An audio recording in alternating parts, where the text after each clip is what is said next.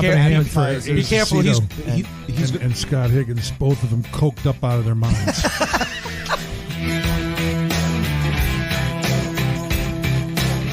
Listen to you. He's down in the basement. Yeah. Oh, I love that. I think we should call this the Acement. The Acement, yes. Yeah, what do you think there, huh? I like that. The Acement Studios. Excuse me, I'm drinking beer. Hold on a second. We usually drink bourbon on our end. Yeah, when we right. do the podcast, so That's all right. feel free to enjoy yourself. Yeah, exactly. You shoot an 8-ball if you want. We don't care, as long as it's good stories.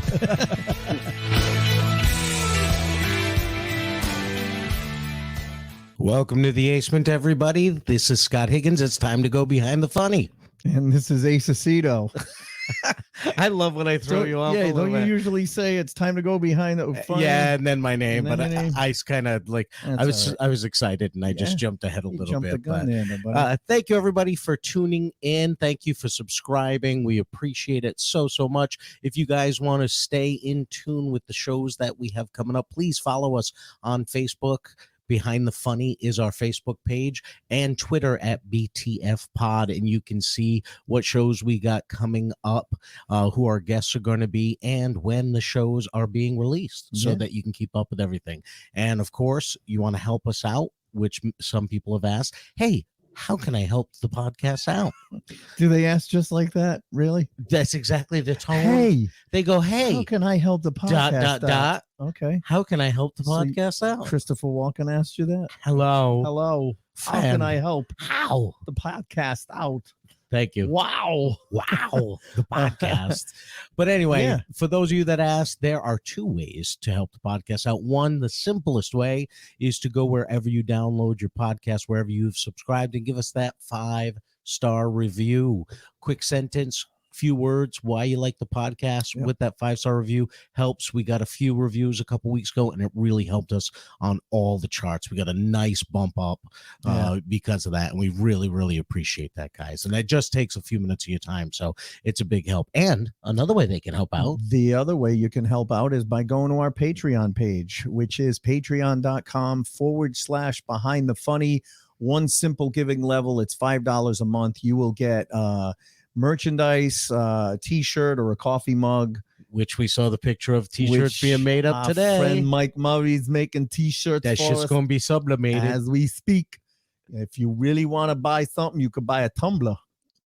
Oh, tumbler. Yeah, but that you got to buy. You don't get that for free. No, Mike's making us some awesome t-shirts that we're going to use for some giveaways and stuff. Yep. So you guys, you know, if you want to get in on those, subscribe to the Patreon page, and you can definitely get your hands on one of those, as well as some bonus material. Yeah, there's bonus material. There's episodes that are no longer available. Yep. There's some new episodes. We've got some panel shows that we're going to be doing as well. I think, in fact, we were talking about it. I think we're going to do a panel show on the George Carlin documentary, because you've brought it up a bunch of times, but it'd be nice to get a bunch of comics in who've seen it and just kind of talk about what they thought and stuff like that. Definitely. And I think we should do one on the Hall too that we brought up last week. That Netflix, it was like a comedy Hall of Fame show where they inducted 4 people. Right. Very influential comedians, and they had some great comedians come out and introduce them. So it was really good. It was some great comedy material or specials, or stuff coming out right now. So that's the kind of stuff that you'll get by becoming a patron. And then, like I said, it's very, very simple to join. Patreon.com/behind the funny. And this week's bourbon date, like you said, it's not a date anymore. No, I think we're going steady again. I think we're in a committed relationship. Or we're paying a lot for this escort. As I said last week, she's become a high-priced escort. She's a high-priced escort. We love her, but her pimp's being a jerk. Yes. She's very sweet, but we do love her. That's Jefferson's small batch bourbon. Yeah. She's been very good to us over the years, and we do enjoy her. So, cheers, buddy. Clinkies. And listen, we get excited every week at our guests because we love our guests. We love everyone that comes on. But man, I reached out to this person a while ago, and then I never reached out again after. It's one of those things where they're like, oh yeah, I'll come on, let me know. And then I forget, or, I book like 3 months at a time, and then I start booking again, and other people come in. And this is someone who we've talked about and we've wanted on for a long time. This guy is, everyone, when you think of Maine, there are literally Maine comedy. There are two people you think of. And one of them we had on a couple of years ago, Bob Marley, but this guy, it goes without saying, he is a staple in Maine as well. He toured with Bob all over the place.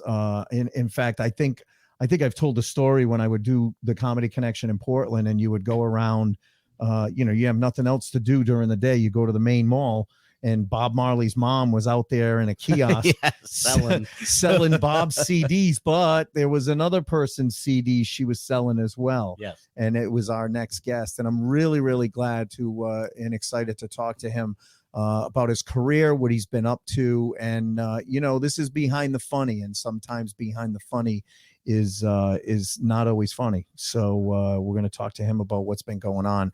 But please welcome to Behind the Funny, Mr. George Hamm. There he is. Hey, what's happening, guys? Buddy? How are you? We're good. How are you doing? Hanging in there, Like we talked before before we went live. It looks like you're in an undisclosed bunker. Planning an invasion. You look like the episode of Seinfeld when Kramer and Newman were playing Risk. Yeah. When I moved in, this was a kid's room. So they had a mural up there, and so I said, just leave it up there. It's awesome. So that's cool. That's great.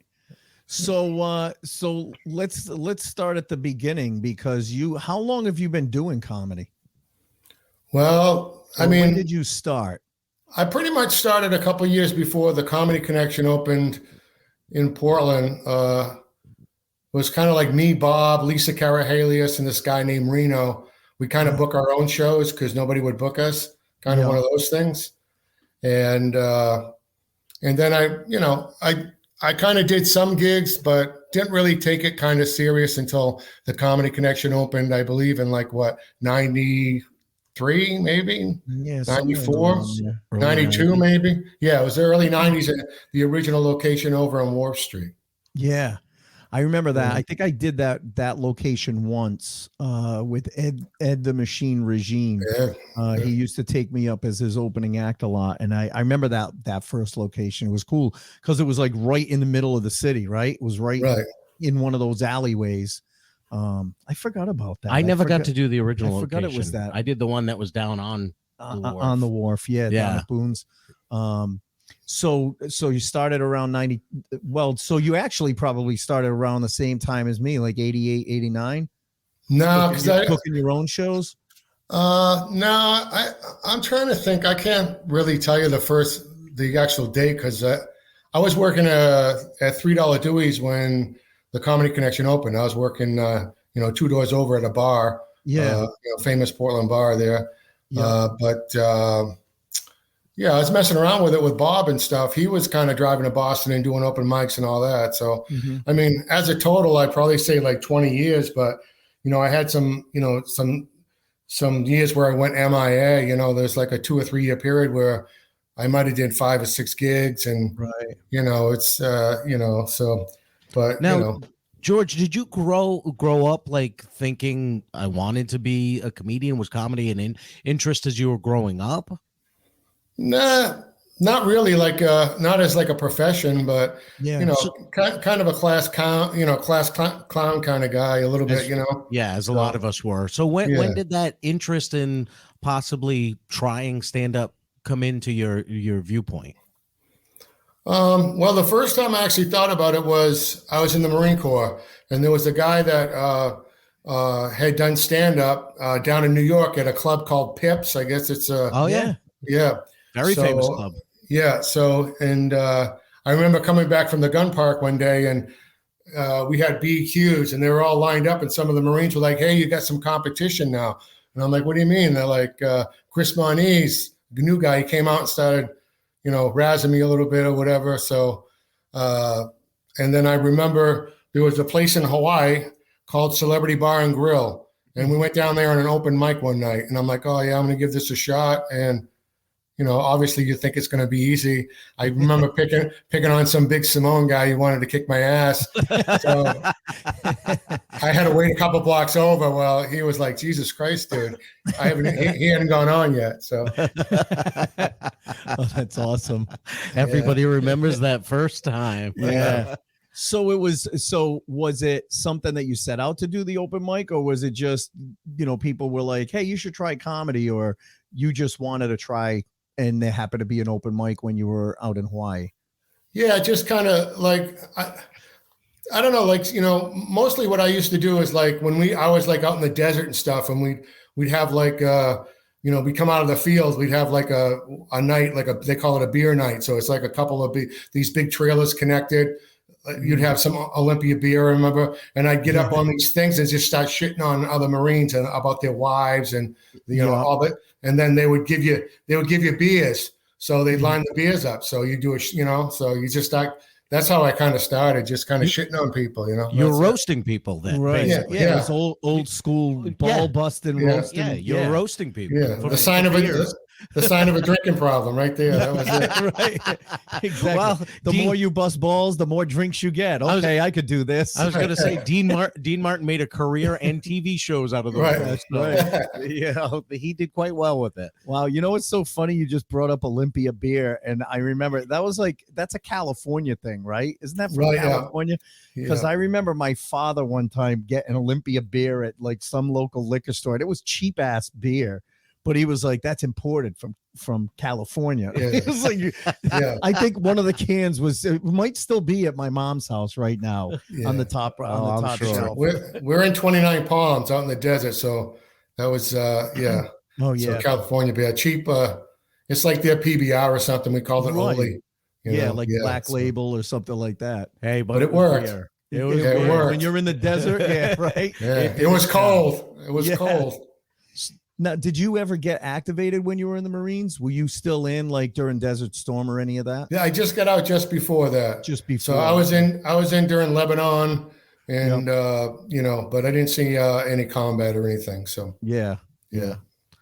Now, when did the full comedy bug bite you, where you were doing the open mics and trying to work your way up and build an act and everything like that? Because I mean, it's one thing to get up there and be the roaster and have fun with it.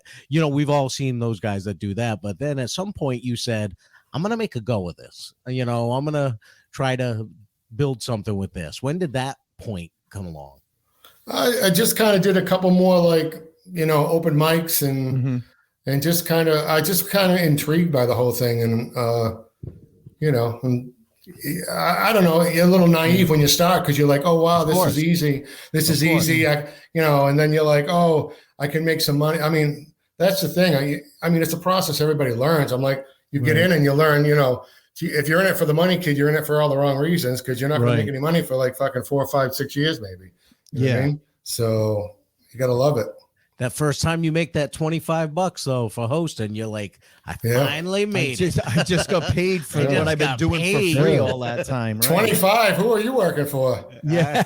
Well, I started much later than you, George. Yeah. I started much later than you. No, I'm talking about that's good pay. That's what I. That's 25. That's like inflation. It went way up by the time I started. Back then it was like, I can't give you money, but I'll give you gas money, and they'd shoot you $10 or $15. No, my favorite was, we don't pay, but you'll get exposure. Oh yeah, exposure. Thank you for playing the barking crab or whatever the hell it was. Wasn't that one of the barking the satellite crab sounds familiar? Wasn't that one of the the barking spider? Yeah, was a satellite room that Ollie had up there. Yeah, right? Up in Brunswick, Maine. Brunswick. I remember doing that with Eddie. The barking crab is a restaurant. It's a seafood restaurant. But barking spider was like some bar in Brunswick, Maine. So yeah, we would do like a Thursday night there, and then Friday and Saturday at the Connection. Yeah. So now, did you know, Bob, before starting comedy, or were you guys friends first and he started comedy and then you kind of was like, hey, I want to try that? Or Well, I met Bob through his sister. We were friends in high school. Oh, okay. So yeah, so the first time I met Bob, I actually kicked him out of his own house. Did you? Because Jen was having some people over, you know what I mean? And then her parents were out of town, and then there was a knock on the door. So I went and opened it, and this kid standing out there, he had his hockey gear or whatever. And I just, at that point I had 2 beers. I was rocked. It's high school, right? So I was like, dude, no underclassmen, get the fuck out of here. Oh, that's awesome. And she freaked out. She's like, that's my brother. He'll call my parents in Florida, So. Oh my God. You guys are older than Bob? Yeah. All right. Oh, that's hilarious. So, Imagine that. Kicked out of your own house. Yeah. I'll bet you never let you forget that. No, I don't think so. That's awesome. Oh my God. So then you started doing it more regularly. Then the connection opens, and then did it just explode from there? Like you said, I mean, I don't know because I was insulated. Like we were on opposite ends of New England. You were building your career in Maine. I was building it in Rhode Island. So I didn't get up to Maine until the, probably late 90s, early 2000s. And you were already a name up there. I mean, you were probably already headlining at that point. I was still opening for Eddie just to get exposure outside of Rhode Island. How long before you started really feeling like you hit a stride and you were headlining? It was a couple of years. I mean, it was several years to headline, but the good thing was Ollie had the showcase nights on Thursdays and Sundays. So you had a couple of chances to actually get up in an actual a room. The old room, was cabaret. They're right on top of you. Yeah. It was, just a special room. And so, and you're able to get up a couple times a week, plus, some other things that might be around. So, I mean, that helped with the growth, so, but, I was hosting for a long time. I, finally got into hosting and then, right into the feature and then, work your way up. I mean, looking back, I think, when I first started headlining, I really wasn't, I wasn't a headliner. I mean, I really wasn't ready for that position, but, you go ahead and take it. And then you're like, well, I can, work my way into this actually, and then actually make some money, for the traveling and all that shit, so. I mean, that's like that even in the corporate world. You don't take a promotion because you're fully qualified for it. You take the promotion. You have the potential. You have the potential and you grow into it. Right. And that's one of the things that I always admired. And listen, Ollie could be he could be a stickler and he could be a ball buster and a dick sometimes, but he was supportive of you guys. He was supportive of the local comics, where a lot of other club owners weren't like that with their local people. They held their local people down for as long as they could without letting them realize their potential. And that was one of the things I always respected about him was, you walked in the connection in Portland, Maine. And first of all, Bob's, dad was working the door half the time back then, God bless him. Oh God, I love that guy. And that's what I say to people all the time. When you hear Bob Marley do an impression of his dad, it's hilarious to you. It's 10 times more hilarious to anyone who knew the guy. Absolutely. Yeah. I mean, totally nailed it down, that booming voice, and when he would throw someone out of the club, he didn't give a shit how old you were. He get the fuck out of here. But you would see Bob's dad behind the counter, but in the counter were CDs of all of you local guys, and that didn't happen at other clubs. No, not at all. You didn't see that at other clubs. And that's what I always admired about him, for that support of you guys. Yeah, I think definitely there was a really good local scene for a while. And I mean, and Bob, really hard work. I mean, and he kind of took off, you know what I mean? He's the one that kind of put the place on the map and everything. And I mean, I always said he's like the hardest working guy I ever met. I mean, he knows, he's strategic. I always said if he was a serial killer, he would have been the greatest in the fucking country. You know what I mean? And no one would have caught him. Right. Yeah. Because he just, his work ethic, just well-rounded on everything. You know what I mean? Dialed in on everything, and really no like distractions for him that I really knew about. Right? As far as like just certain things like drinking or gambling or things like he was just like Right. laser focused and I always respect him for that. Yeah. Well, it's funny because I've said it on the podcast before, but I said to him one time, he had me come up to Keene and open for him at that theater up in not Keene, somewhere in New Hampshire, one of those Palace Theater, wherever that one is.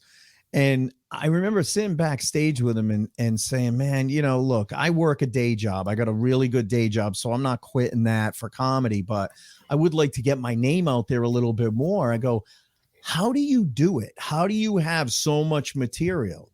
And he told me, he said, I write a new 20 minutes every year. So that every year when I come around, I'm doing 20 minutes of new, 20 minutes I did last time I was around, and 20 minutes I can pick from the best of my whole career. And I'm like, God, I never thought of that. Right. You think, when you see someone on TV and they write a new hour every couple of years, you think that that's the only way to move forward is you have to write a new hour every few years. And I never stopped and thought, like, if you're an established comic who's been doing it for as long as we have, it's not that difficult to work, even if you work a day job, to work on a new solid 20 minutes every year. Right. That's not that tall an order, Now, have I done that? No, but it's easier said than done. I was going to say saying it and doing it are two different things. I kind of have focused on my day career a lot more, but it's true. He's one of the most prolific people. And I like the way you said that. He's very methodical and strategic. Yeah. Now, George, were you getting outside of Maine much during these times, like doing shows, in any other parts of New England or even outside of New England? Yeah, the first thing I kind of picked up that got me a little bit of traveling was so I signed Don Law, with the agent for the colleges. So I slowly worked my way in to the colleges as an opener, and then a couple of years I was doing the headline in some of the schools. So nice. That was kind of, and that's when you're making some okay money, and it usually was midweek. So it didn't mess around with anything else. So. Yeah, I never got a chance to get on the college circuit. You did some college I did stuff. some colleges, but never with an agent. I never did NACA. I never got hooked in with Don Law or Roger Paul or any of those guys, but I did some like independent colleges. And the money was, it was good. But see, I got in at the tail end to the point where now it's not fun doing colleges. I just, everything is taken out of context. They just, at the end, I remember signing. I was like, I signed less papers when my dad passed away. Yeah. I'm like, I'm doing a what the fuck? I'm doing stand up here. Right. Yeah, but you can't do this. You can't do jokes about that. You can't do this. And it's like, I had one college that actually handed me that paperwork right before I was about to go on stage. I didn't have time to read the whole thing. Well, then I did a Trayvon Martin joke that didn't go over so well. Yeah. And it wasn't even a Trayvon Martin joke. It was some kid, literally an African-American kid walked in 5 minutes. I literally am ready to wrap up my show. The kid walks in right in front of the stage. And kids that age, they're 18, they're ball busting. Like he's making a point that he's just going to saunter into the room and fuck up my show at the last minute. Well, he happened to be wearing a red hoodie. I said, what? Trayvon Martin walks in and I'm not supposed to acknowledge it. Wow. And it was right around that, it was a little bit, it was probably a year after everything, but I didn't get paid that night. And I was not asked back to that college. Wow. Actually, it wasn't even a college. It was like one of those college prep schools. So it was like a high school. I should have known better, but you know how it is. You're up there on stage. You're in the moment. You're in the moment. And this kid is fucking up your show. So now they're not digging anything you're saying. Right. You're grabbing at straws to try and make someone laugh. Oh, yeah. And, sometimes we say the wrong things. We don't mean it. me and Johnny Cale were doing University of Maine Farmington, and we had a sign. That was close to like the end of me doing signing some papers. Cool. And one of the things she said, absolutely nothing about sexuality and whatever. I'm not making it up. So there was only probably maybe 20 kids at the thing. There's two girls. They have these little couches, and they're making out. Yeah. And I'm you like, can't say anything sexual, but they can rape each other on the couch. I'm like, Johnny's like laughing in the back. And I'm like, you talk about being, like handcuffed. You're like, dude, if I can, the clock's not moving. You're just like, can I just get through this? I'm never coming back, Right. Yeah. It's just, that's just a money gig, that's all that is. Exactly. I did that place. And I show up, and they had gotten pounded with snow that day. So all the kids were out skiing. They were off skiing. They canceled school that day. So they're like, we're going to start a little bit later. I go, yeah, no problem. What time do you want me to come back? I'll come back from the hotel. Well, I'll come back at like 7:30. I come back at 7:30. They go, we're going to... It's the season finale of Grey's Anatomy, and everyone wants to watch that. So they had this big fucking screen that came down, and they were shooting Grey's Anatomy. I think by the time I got up there, it was like 9:00. I didn't want to be there. They didn't want to be there. I'm like, they could give a shit. It was all about the money at that point. Wow. Bob went to University of Maine Farmington. That's where he went to college. Did he really? Yeah. Oh, I didn't know that. Yeah. We did a show way back when up there, when we first started. They actually served beer in that hall that they used to hold the show. Yeah, it used to be great. Crazy, but yeah, colleges. I mean, I started in college. I went to Rhode Island College, and I started at Periwinkle's Comedy Club, but Rhode Island College, I got hooked in with a guy from Periwinkle's who was booking it at my college. So I was getting there like 3 times a year. I was just opening, but it was great. And colleges were fun back then. Well, when I went to school at Central Connecticut, once a month in the student union, Groucho's Comedy Club from downtown Hartford would do an open mic night in the student union for all the students, and any of their comedians could come in, or students could sign up and do it, and the place would be packed. It was a Monday night once a month, and it would be packed with people watching the show. They'd have 10 to 12 people getting up to perform and everything like that. And that was the first time I ever tried stand up was there. Because it just seemed so cool, because all these students and everything. Now I don't think you could get students in to watch that stuff. No, I don't think they're really into stand up. They're just not. They don't watch stand up. I got a 19-year-old daughter that she doesn't watch stand up. She could give a good shit about it.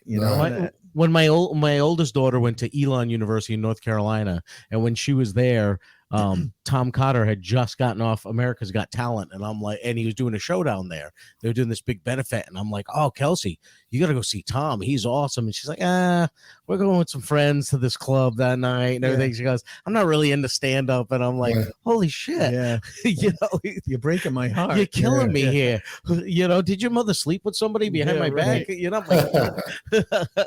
It's just, you're right. We talk about that all the time. Our kids will show us videos on TikTok and stuff like that, and that's what they find funny. Right. I was listening to Cheech and Chong and George Carlin records, Richard Pryor, and laughing my ass off. That's what I found funny. They're watching these stupid videos and finding funny. It's the generation has changed. Yeah, everything's short too. It's like I don't think the kids today they could focus for 45 minutes. They want they want the funny quick and move on to the next one. Yeah, and that's actually one of the things I tell people when if someone wants to book a show and they're like, oh, we were thinking of having the like, if it's for high school, raising money for high school. Oh, we were thinking of inviting the kids. I'm like, don't. Nope. I'm like, they are not into comedy. You are not going to, it's not because we're going to be dirty or we're going to do topics that you don't want them to hear.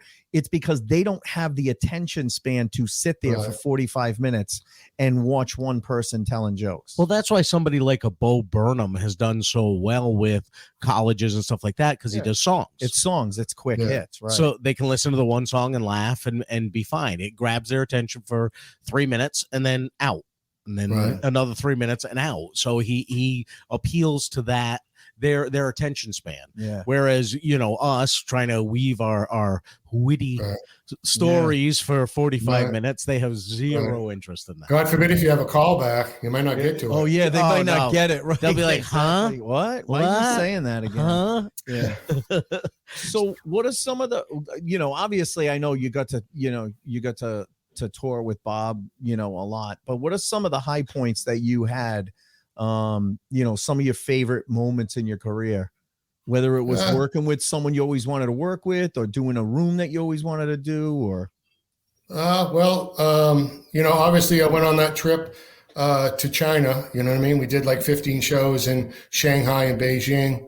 Wow. Now how is that? Because there's no language barrier when you do a country like that?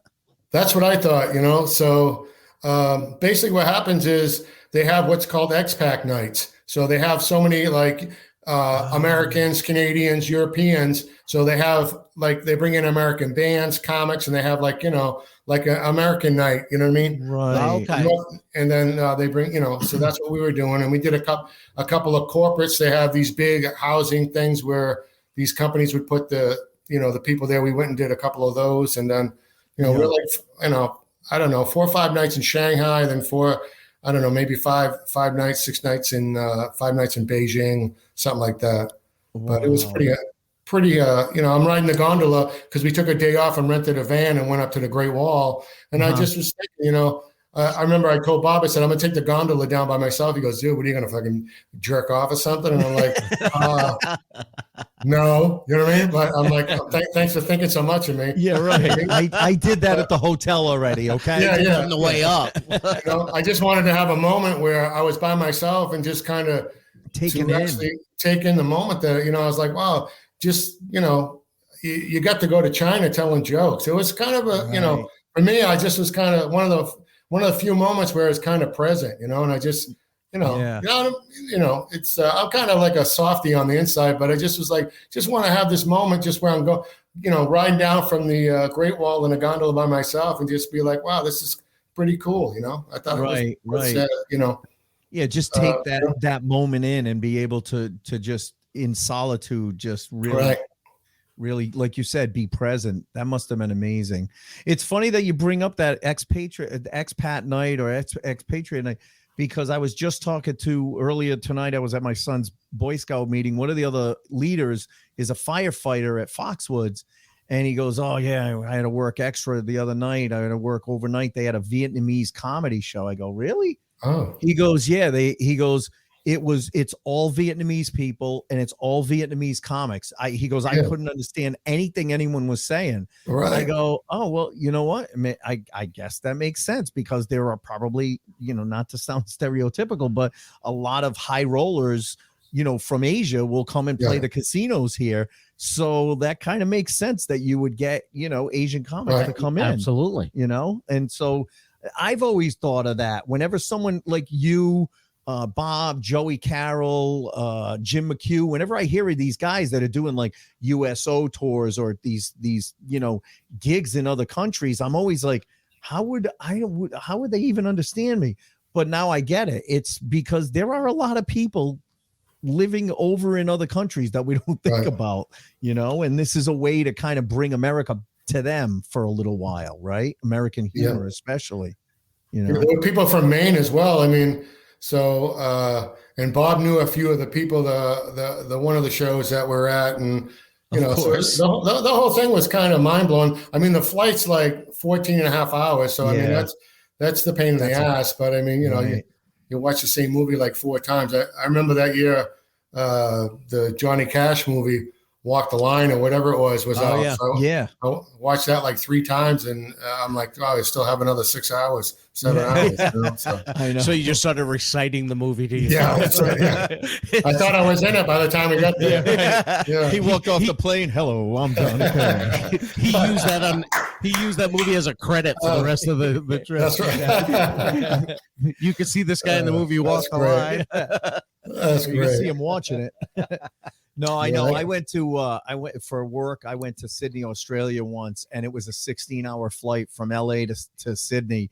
And man, you'd fall asleep for a couple hours. You'd wake up and you'd look at the the GPS map with the plane, and it's like, fuck, we're still all blue. Yeah. I don't see any land. Then you fall asleep for like another 6 hours. You wake up, you're like, oh shit, it's still all blue.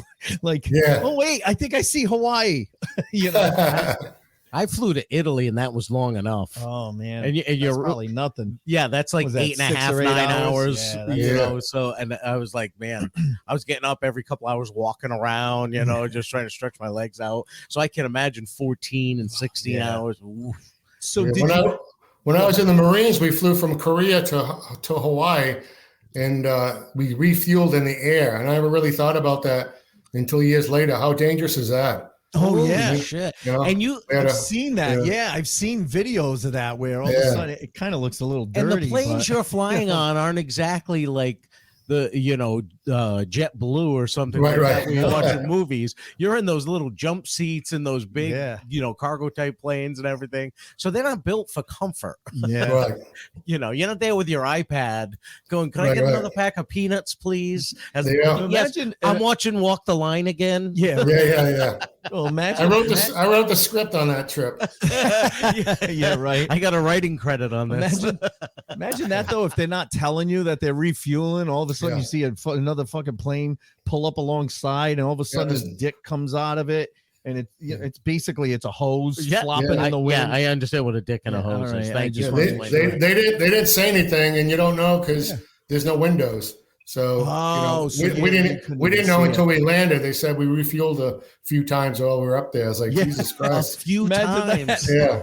That's just crazy. Transferring explosive fuel midair as you're flying right. around. That's crazy. Then I'm like, was it planned, or did they fuck up and not get enough? Yeah, right.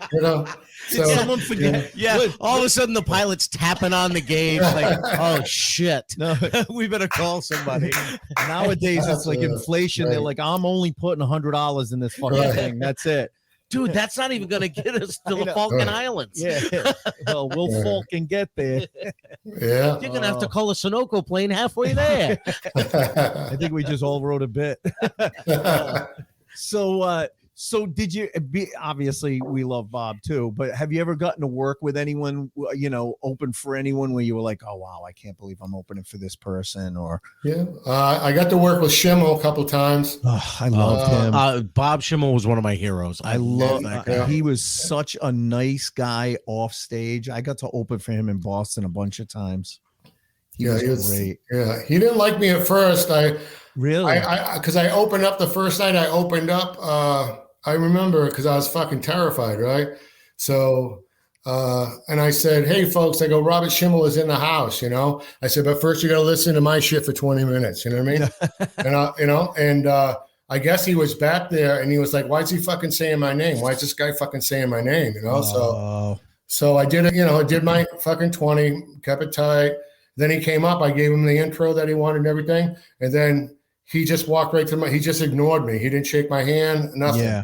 You know what I mean? And then we did the second show, and he did the same thing. So for Saturday night, we did the first show, and it went really well. Mm-hmm. And then he came up and he stopped me, and then he goes, he went like that, and he goes, hey, folks, he goes, huh? How about it for this guy? Do you like this? You know what I mean? And then from that on, we were good. And then he actually came back about 8 weeks later, and he requested that I work with him again. So I was like, all right, so we're cool, Oh, that's awesome. That's a good feeling when a national touring headliner asks for you. Yeah, there's nothing that feels better than that. Oh, it was great. Huge compliment when that happens. Yeah, I mean, it's better when they take you out with them on tour, but you know what? Either way, when they request you every time they remembered you enough to ask for you. I had that with a couple of people. Yeah, Amazing Jonathan was like that. Schimmel was like that. Dave Coulier was like that. Yeah, and it makes you feel good. I was just always hoping to be able to quit my day job and go on tour with them, but I was settled for the local opener. You always think that. Like I had that with John Panette. He had asked for me to open up for him when he came back to Providence, and I'm like, that's it. I'm going on tour with him after this. I'm done. I've made it. And no, I just did the 2 shows in Providence with him, and then he moved on to the next town. That was it. But it was a huge compliment that he even asked to have me come back and do it again with him. So I'll take that. Yeah. So, Yeah. so you did it for a long time, and then talk a little bit about what happened over the past couple of years, because you've taken. Are you doing comedy currently? No, I Or are you stopped doing. still I off? stopped. No, I stopped doing comedy like 2000 for all intents and purposes. Like I don't know, 6 years ago, 7 years ago. Yeah. So what Yeah, was it? so- What was it that brought you to stopping comedy? Well, I had a lot of, I mean, how to sum this up? I had a lot of issues, right? Like a lot of people, Yeah. but I didn't really pay attention to them. And, and one of the things was I ended up getting myself into a situation where, I wasn't paying quarterly tax. I got in a tax situation. Yeah. So the first time I did that, I paid it off and it was cool. And then I got in to a point where it kind of got out of control a little bit. And then the penalties and interest, and my problem was like the state of Maine has no statute of limitations or anything. And, and the penalties and interest pounded. And at the same time, I was limited in my income because the state had contacted Ollie at one point, and the feds came in, so they were divvying up my check, and then they would send them some money. But long story short, and hey, bygones are bygones. But they only made a few payments. They took the money out of me, but they didn't send it to them. So for a while, I thought I was paying them, and the money wasn't. Well, I was. The bookkeeper at the club wasn't. You know what I mean? So the money wasn't being forwarded in some instances, but and then you get so buried deep that you're at the point where you're like, all right, I'm trying to pay this off, but I also need to live on top of that. Right. You need to have a place to stay and and food and all that stuff. Right. So and I then mental health stuff and so I mean, and you're not the first. You're not the first person that's been on to talk about mental health struggles either. And obviously, with something like that going on, it doesn't help. It probably just keeps weighing down, right? And when things are going well, I think it's easy to minimize the mental health struggles that you're having, because even if you're lucky enough to be aware, sometimes people aren't even aware that they're having those struggles. But if things are going well and you're touring China and this other stuff, it's easy to put that stuff on the back shelf and minimize it. But then your tax problems come up, stuff like this. Right. Yeah. That stuff comes all flooding forward, and it can be too much. Yeah, that's absolutely part of it. I mean, that whole tax situation didn't help. But the other thing too is I think if you got like depression, bipolar, or whatever, and you're doing stand-up comedy, right? So in a way, you can almost kind of fool everybody, because they're like, he just did that. Why is he so fucked up? Why do you do that? Because people are like, oh, he's just a comic. You know what I mean? Anywhere else, they'd be like, dude, that's a little fucking strange. You know what I mean? Yep. Yeah. So in that instance, it's kind of, and then, I was fucking like, drinking. I was, self-medicate, and I mean, it was when I see you, you're all fucked up. And I said, well, when I see somebody fucked up now, I think trauma. In my opinion, I'm not a doctor. I think that substance abuse in 99% of the cases comes from some kind of trauma. Yeah. You know what I mean? Yeah. So there's absolutely. something there. There's a lot of pain and so.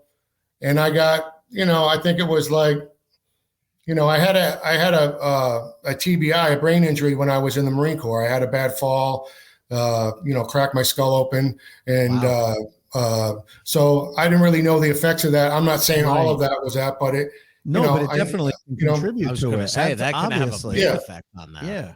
Yeah. So, I mean, and then I had my low was probably like, 6 years ago, 7 years ago, I spent, I'm glad I did it now, but I was, hospitalized. I tried to take my life a couple of times, and I was in, thank God for the VA. I was, hospitalized 3 times in psychiatric, once in Brockton, twice up here in Maine.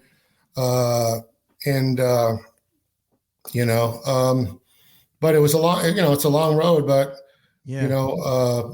like I said, I just was in a funk. I still have funks, but medication, I always, you just don't know. I just didn't focus on it. So it's Right. kind of, and it's hard too, because it's like when you rush to the hospital, in one instance, I took like these propranols, they slow your heart, you know what I mean? So it was a serious situation because I had taken a lot of them, and, people, you're not thinking about it till after, obviously, but, you're thinking people know you, you know what I mean?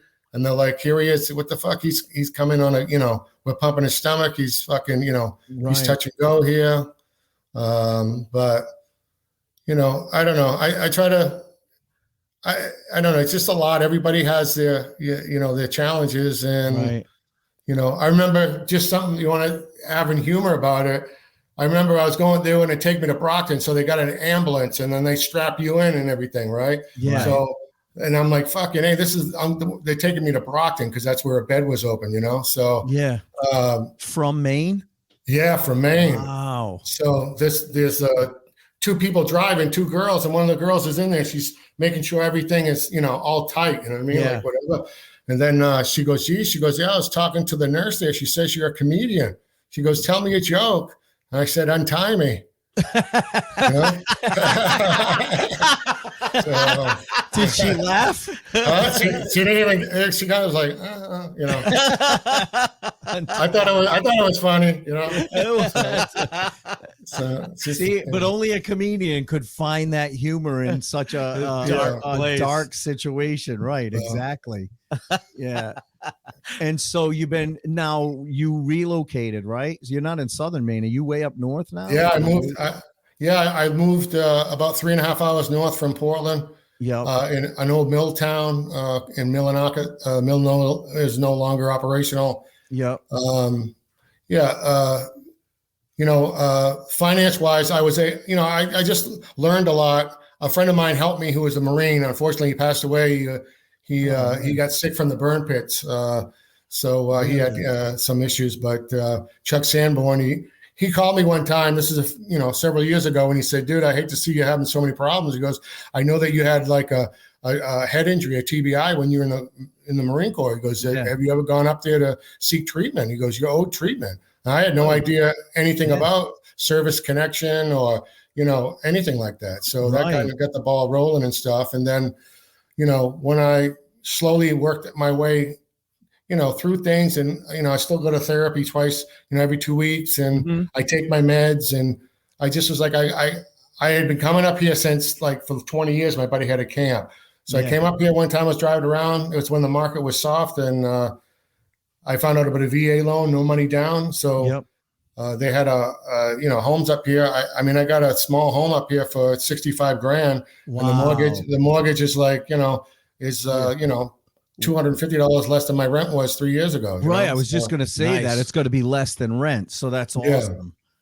Well, and you're in a good place too, because I love watching your videos when you're like, yep, just walking, and you'll be walking down a trail up to a lake, and and you could tell you're happy. You're serene now. You know what I mean? Like you're in a good place. It seems, at least on Facebook, better than it was 6 years ago. Oh, absolutely. In a better place than that was.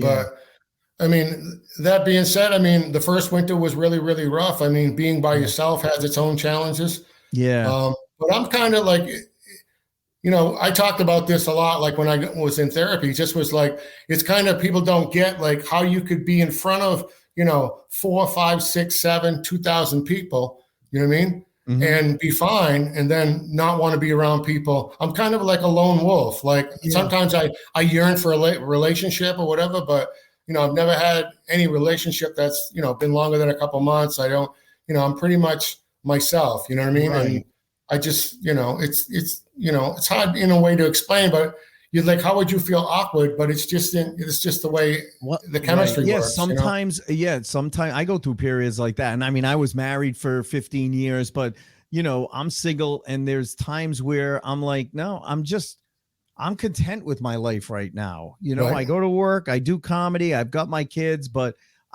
sometimes, would I love to be able to find someone where hey, bunch of friends, a bunch of couples are going on a snowmobile trip, up to New Hampshire. Yeah, I'd love to have someone to go with.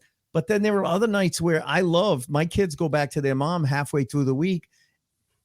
It's nice and quiet. And that's after the divorce, because I was so used to a crazy household. Right. It was lonely on Wednesday nights when they went back to their mom. Right.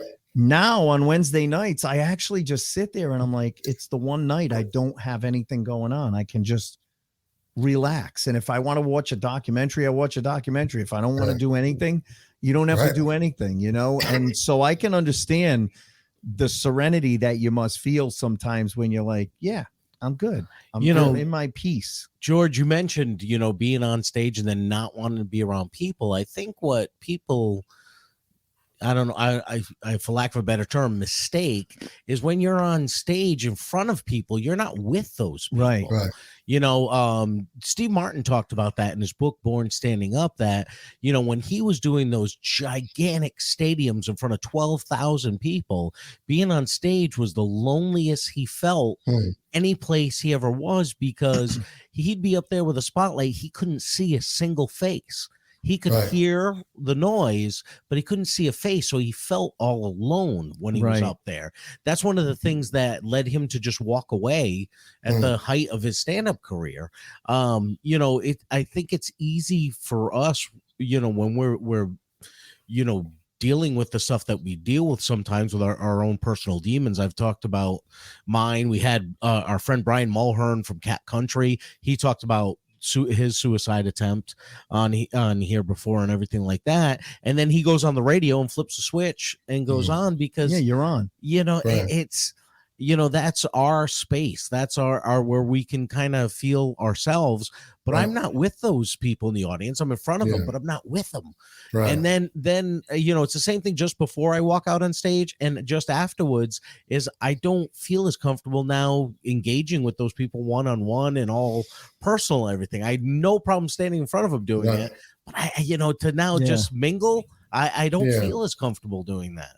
Yeah, I could always appreciate, I like to greet the people because I'm like, they paid and stuff, but just a greeting, but the other issue I had was people didn't really see some of the comics I had anxiety to the point where I remember doing a couple of shows with Bob where we were down at the Palace Theater in Manchester, and I literally was outside the outside, and the door, they cracked the door, and then Ollie would bring me up and I could immediately go from the outside right to the stage because I was in a fucking panic. I did the same thing in China. Bob was like, dude, what the fuck is wrong with you? You've done thousands of shows. And he's like, dude, what's going on with you? And I was like, hey, it's, I don't know. It's anxiety and you can't help it. So, But, and you can't discount, and you said it before, you didn't even realize or think or put two and two together with the head injury, how that could affect you later on. Like that has a real profound effect. My brother, the reason why I asked if you were in Desert Storm and when you were in is because my younger brother was in, and he was in the reserves, Marine Reserves, and got activated for Desert Storm. Now, they were only gone for 3 months. The whole war ended, within a couple of weeks. But there's shit that he saw, and there's stuff that still affects him to this day. Absolutely. And he lucked out because he found people that said, hey, you need to talk to the people at the VA because maybe these nightmares you have or this anxiety you have is because of what you dealt with in the war. People don't realize when you go in the military, and I don't know, I was a pussy. I never went in the military. I went to college, but people don't realize you're being trained to just be a fighting machine. They're reprogramming your brain to do something that goes against the rules of society, of nature. You're not supposed to kill, but exactly. Right. Yeah, you're not supposed to kill. You're supposed to. We want you to kill because it's doing it for the country. And I'm not saying that's right or wrong. It's just, it's a different mindset than the rest of the American society. And that's why I think, not to get into politics, but I think liberals don't understand that, you don't understand what's out there and what you need, the mindset you need to have to fight what is out there that wants to hurt you. people think there's this switch that you flip you can and become this machine, this fighting machine. And then when you're done doing that, you flip the switch back and you're just a human being again. You get discharged and you go back to being what you were before. Those two things are interlinked, right? And they're going to crash into each other at some point because, that's who you are. That's how you're wired. And that's probably where a lot of the issues that ex-military folks have is that clash of the different ways of thinking. How's your brother doing now? He's doing good. He's doing good. I mean, but sometimes he's got anxiety. I mean, it doesn't help. Oh, absolutely. He also when he got out of the Marines, he works at a prison, so he's a correctional officer, so it doesn't help. But he's he's got a good life, he's doing good now, but there are things that you end up dealing with that most of us, like me or Scott or anyone who's not in the military, can't even imagine. So it's I can imagine. Say thank you, your brother, for his service, and thank you for your service. Yeah, absolutely. Tell him Semper Fi, man. I'd like to meet him someday. He's absolutely, man. He everything he has is either Line 9, shirts, or he's got. I love this shirt. It just says SFMF. Semper Fi, motherfucker. There you go. In fact, he actually was up in Portland this past weekend. They had a big he's in 125th infantry. He was a mortarman. So they had a big New England 125th reunion this past weekend that he was awesome for.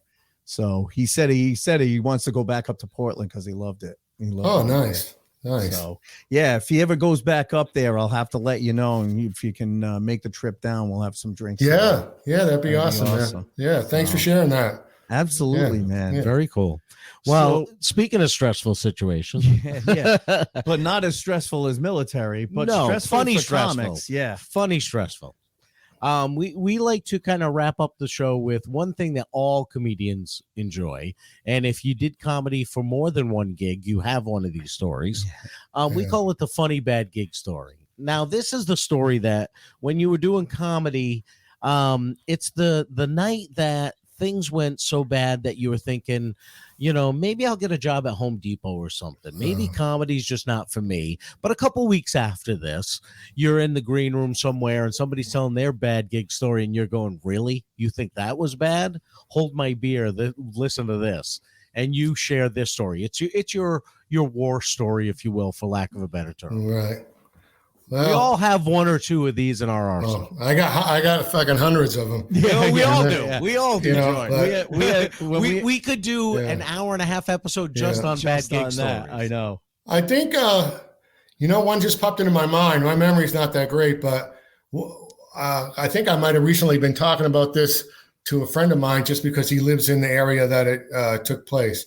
It was and it's one of those gigs. Again, it was a Christmas season. Right. Yep. Private residence, like a $1,000 gig, 1,200, whatever it was. Right. You're like, it was over in Scarborough, Maine. I can't remember a year. It's fucking decade ago. What more than that? But, but anyway, it doesn't matter the time. But so I get over to the house. It's this, obviously really, really nice house. I drive up there and I go in and, and to say, hey, I'm George. The guy comes over. He's like, hey, George, and we'll have you go up. And, it's, I don't know, there's probably like 100 people there or so, and he goes, and you'll be standing over here. We don't have a stage, but they had this big fucking fireplace. I mean, stone fireplace. On the the size of this fucking wall, right? And then the mantle. Yeah, Citizen Kane. And everything. I'm not shitting you. I'm like, this is okay. That's cool because there's like a fucking, the smoldering fire. There's some flames. Well, I'm like, this ain't bad. These fucking guys, I'm not shitting you. Fucking, so I go over and grab a bite to eat, whatever. You know what I mean? I got a half hour to kill or whatever. Somebody goes and throws a couple of fucking, trees on logs. I mean, they weren't logs. The fucking things are like this because it's so big, right? So they throw the fucking trees on there, and then the guy's like, "All right, we got George Hamm," and I go up there. I'm like, "Are you fucking kidding me?" It's like an oven. It's unfucking believable. I'm like, whatever. Then, not to mention, the guy's wife starts fucking yelling out fucking shit, right? And then I never forget it because she goes, do pork in the bean. Do the pork in the bean. And I'm like, fucking, I don't do pork in the bean. She goes, yes, you do. And I'm like, that's fucking Bob Marley's joke. You know what I mean? And I'm like, I don't want to do I'm not doing somebody else's joke. You know what I mean? So I'm like, but in my mind, I'm like, I might just do it to shut this fucking lady up. You know what I mean? Right. I'm fucking sweating. I'm about to fucking pass out. She's fucking hilarious. Like, yeah, you're a fucking asshole. Do pork in the bean. I'm like, this is unfucking believable. You know what I mean? So finally somebody fucking took her. I remember took her. I did whatever, you know, it was uneventful ending. And I was like, fucking, oh my God. My buddy to my witness, I remember because I didn't have a car at the time. That's why my friend Mike Donahue fucking come and pick me up and drove me out there. He was witnessing in the back. So I got a witness, you know what I mean? And he's like, dude, fucking, you know what I mean? I got so much more respect for you because I don't know how the fuck you did that. I would have dragged her and threw her in the fucking fire. You know what I mean? Yeah. Because your friends always think, oh, you do comedy. It's so easy because they see you killing at the club. What do you work an hour a week? Yeah. They don't see all that shit, all the shit gigs that you end up getting. Oh, it's unreal. Awesome.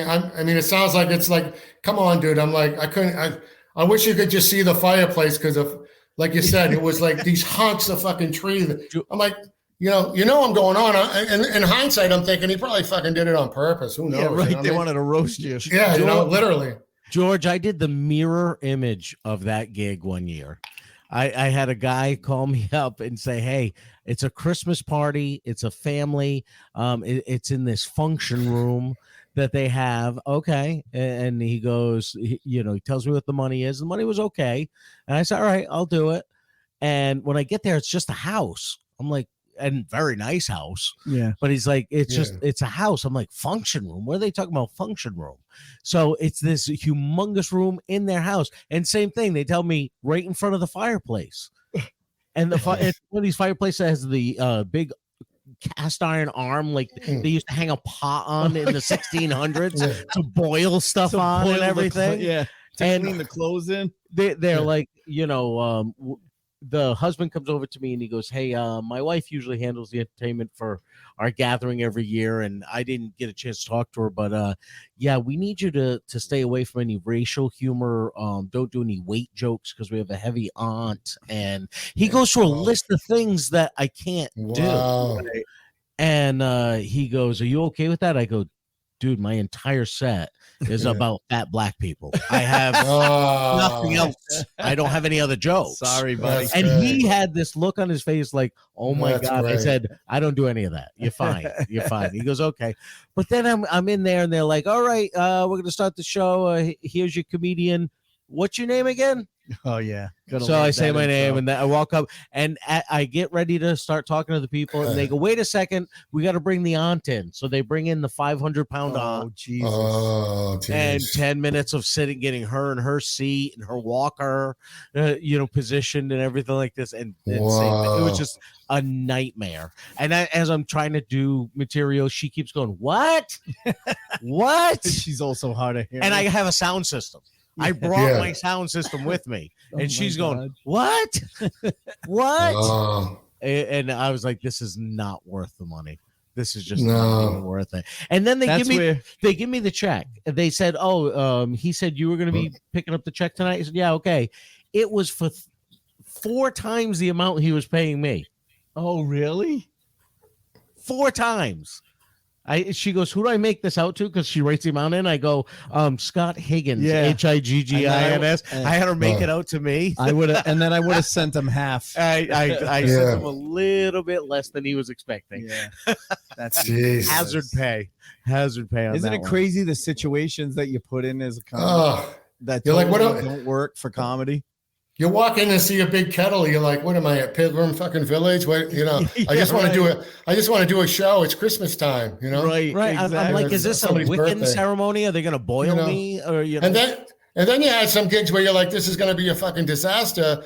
And I've had them where it's been great. And then it's like, you're like best friends with the fucking guy. You know what I mean? It's like, Yep. Stay an extra night and fucking we'll go to the boat, all this shit. It's fucking crazy. So I had a show like that too. It was a house party, holiday party. I took this guy, Brad Pierce, a friend of ours, to come and open up for me. And he's very nervous. So he's like, oh man, this is going to be a shit show. Look at this. We're in someone's house. Oh my God. Yeah. Then we go down to the basement. They have the basement set up for a show. Like they've got stadium style seating for the show with like 50 seats in the basement. And you know what? They were a fucking great audience. It was awesome. Right. And to this day, that kid, Brad, still says, Ace, that was my favorite show of all time. He goes, it was so much fun. And I thought it was going to be horrible. Right. You just never know what you're walking into. Right. Yeah, that's true. That's right. We did a show one time in our second season, George, that was called You Know It's a Bad Gig When.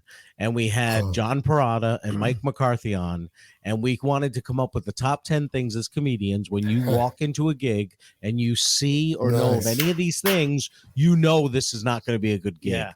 And we couldn't narrow it down to 10. We came up with a top 12 list. Yeah. And stuff like, the sports bar that won't turn the TVs off. During the Celtics playoffs. During the playoffs, they're just going to mute them, stuff like that. No sound system, just a bunch of different things that we came up with. And it's so funny because as people tell stories of their bad gigs, we're usually adding more.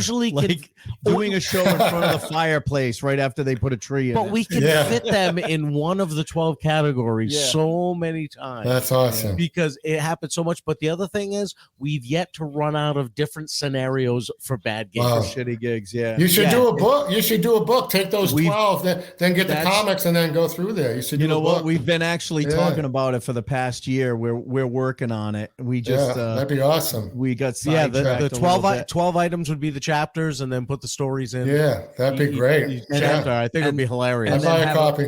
And then have a miscellaneous chapter. So yeah. So definitely, George, this was phenomenal, man. Thanks so much. Thank you guys. Come on, man. So are you planning on coming out of retirement at all? Are you thinking about getting back up on stage? Because, man, you're one funny motherfucker. Yeah, well, I actually got a message from a friend of mine, and I used to do a gig for him for the veterans. And the last thing I did was like 6 years ago I was in in the psychiatric ward, and they didn't have socks and shit like that. So we went and did a gig at the Legion and raised money. And instead of giving the money, we went out and bought like $2,000 worth of supplies, and I brought it up to Togus, awesome. So he does one Russo does it every year. So he contacted me. I said, dude, not for nothing. I said, I've been writing some stuff, and I said, I haven't been up, I haven't touched the stage, like I said, maybe 6 years, but even open mic or something. But I said, hey, I like a challenge, challenge myself mentally and whatever. Right.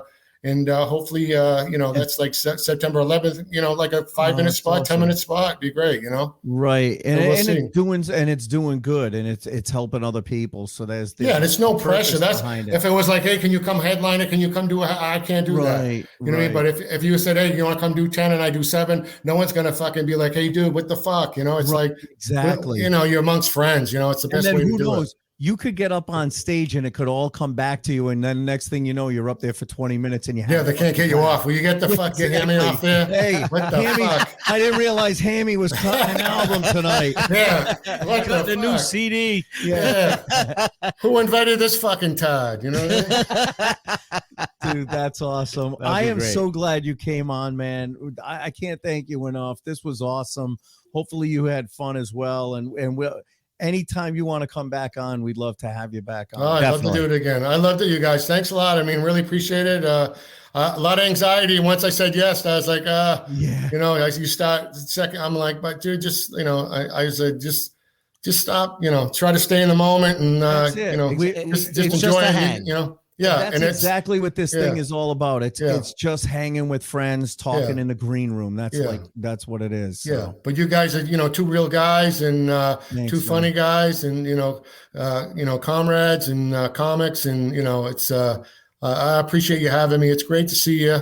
And too, like I said, you put me in. I'll be up late tonight because I'm not drinking, but You know, I feel good. You got some juices going in me. I was gonna say, thanks for that. Awesome, man. Juices get flowing again. You can't help yourself. Awesome. How far? Thank you. So how far are you from Bangor?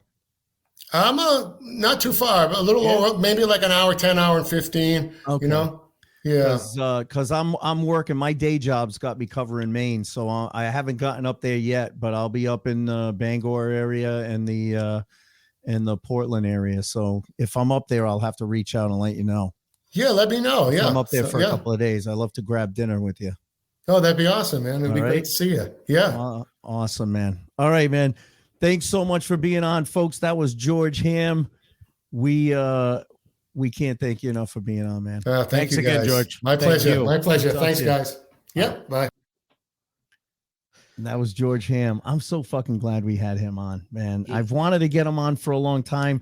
I didn't know if he was doing comedy anymore. And you know, I knew the struggles that he went through about 6 years ago, but man, but still just down to earth. Great, you know, some great stories. And if he never gets back up on stage again, he has made an indelible mark on the comedy scene in New England. Absolutely. So. You know, and you know, I can tell, you know, you were lucky enough to work with him. I knew of him. I never was lucky enough to work with him, but I know a lot of people that have, and everyone speaks very highly of him. So you know, definitely someone we needed to get on and needed to talk to get his story out there, because he had an amazing career and, you know, unfortunately had his demons to deal with, which, you know, a lot of people do, but he found a way through it. Exactly. And he seems to be in a really good place. To be in a good place, and that's the thing. Like I said, I've seen a couple of, what reminded me was a couple of weeks ago, I happened to see him do like a hiking video just on Facebook. Like, you know, he was like, hey, just hiking up, you know, this trail, gonna go to the lake, you know, and I'm in a good place. And I'm like, God damn, I got to reach out to him. I want to get him on, because obviously he's got a great story to tell, but he really is, like I said, he is a true New England original. And I'd love to see him get back up on stage. I almost want to reach out to Russo and go, hey, I want to get on that show. I don't care. I'll just donate my time and do it, you know. Or invite him to come down to when your brother does his. Or actually, you know what? That would be fantastic, because my brother's Marine unit does a show every year. Imagine him doing one for a Marine unit. He would be in heaven. That'd be awesome. And no pressure. I'd have him come down and say, you know, I'd book someone else to headline. Do whatever you can. I'll get like Rodney Norman, you know, to headline. Another Marine.